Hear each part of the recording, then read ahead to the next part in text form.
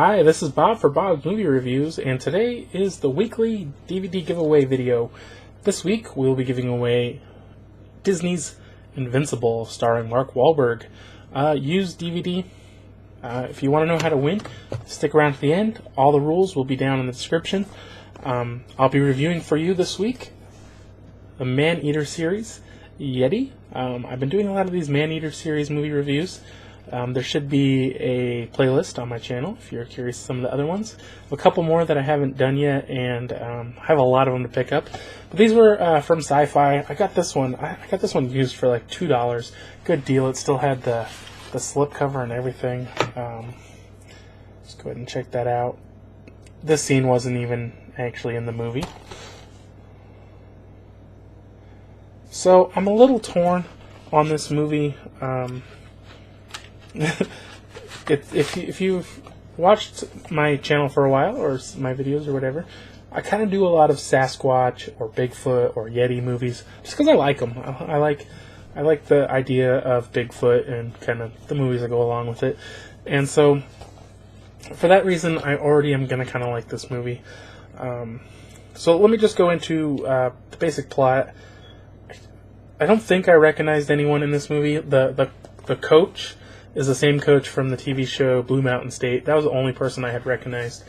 And so to start things off, the movie, I don't really understand if they've done this before or what, but they are a college football team flying to Japan for the very first bowl game in Japan. I shouldn't understand why, but I guess they had to have a way to get them to the Alps, or I can't remember where it was. I thought it was the Alps.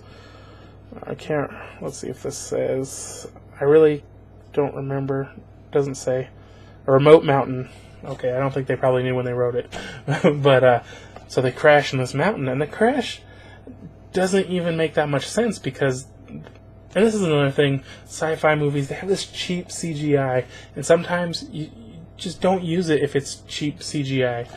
And so, they have this cheesy airplane flying around, and it's like above all the clouds, and they're just like, oh, flying through the plane, and then they just have this cheap CGI of the plane like flying through these through the clouds. It's like lightning everywhere, and eventually they crash for unknown reasons. I guess turbulence caused them to crash. They hit one of the mountains, and the wing flies off. Okay, it's believable. It's believable.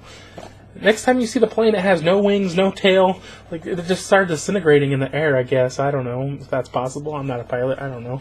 It just seemed unlikely. And they have this really cheap CGI of basically just, like, the main part and the cockpit or whatever, the front, like, sliding down the hill like it's a sled. And it's like, and then finally it stops. Now the cockpit is totally separated from the rest. I don't know how it broke. And people are starting to wake up. And some people are dead, some people are alive, and they're basically stuck in the middle of nowhere. The radio is broken, and they know there was a crash in the black box or whatever, but because of the snowstorm, they don't know the exact location. There's just two people out walking around looking for the plane.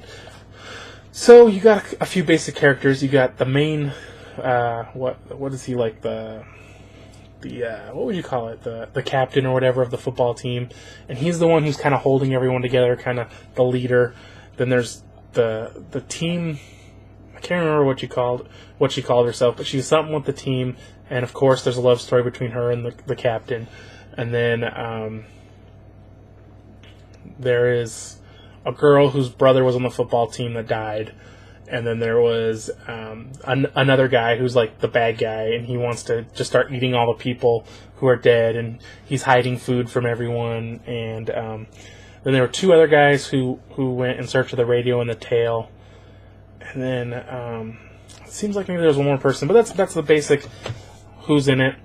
And so they're kind of like the one, the guy who's hiding everything. He's just like, let's just start trying to walk out of here. But, I mean, you're in the middle of a snowstorm, in the middle of nowhere. I mean, it's not probably a good idea to just start walking. You have no supplies, no shelter. You're probably better off just staying where you are. So that's kind of what they're doing. And then he's kind of like, oh, let's just eat the people. Let's just eat the people. And slowly the bodies start disappearing because they took all the bodies out. and they start disappearing, and eventually they figure out that it is in fact a Yeti, and they have to try to fight back. So that's kind of like the whole story without giving away the end.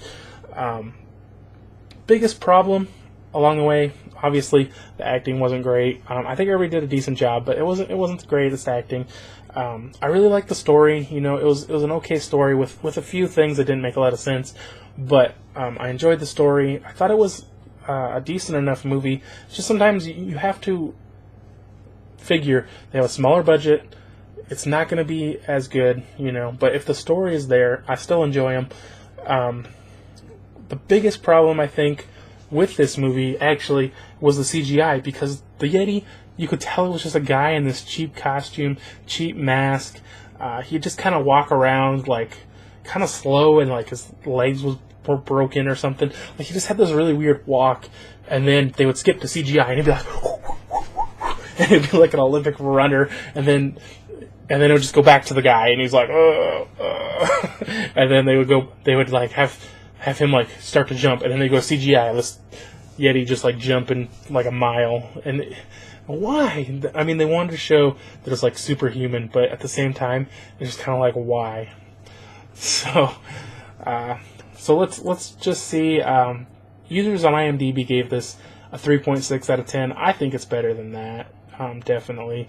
This is 87-minute runtime horror movie.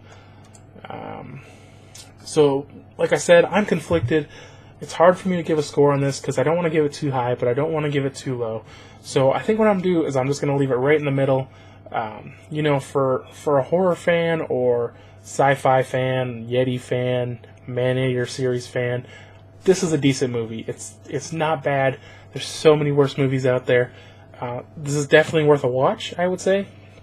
But for your casual movie watchers, this probably isn't going to be something they're going to like a lot. So I'm going to give this a 2.5 out of 5. Not bad, not great, right in the middle. So now let's go over the rules for the DVD giveaway. We got Invincible. Basically, all you have to do is be subscribed to my channel, leave a comment below stating that you would like to be entered, you would like to win, and then I will announce the winner on Thursday, September 13th, and you will have until, Friday, September 13th, and then you will have until Thursday, September 19th to claim your prize. You just basically need to send me a message with your address, and if you don't claim it by then, you will lose it. So if you plan on entering, be sure to check back between Friday the 13th. Oh my god, it's Friday the 13th. Maybe we'll do a Friday the 13th movie for next week. And Thursday the 19th. If you don't, sorry, you lose your prize. That's just the way it works. Thanks for watching. If you enjoyed this video, be sure to give it a thumbs up, and I will see you next time.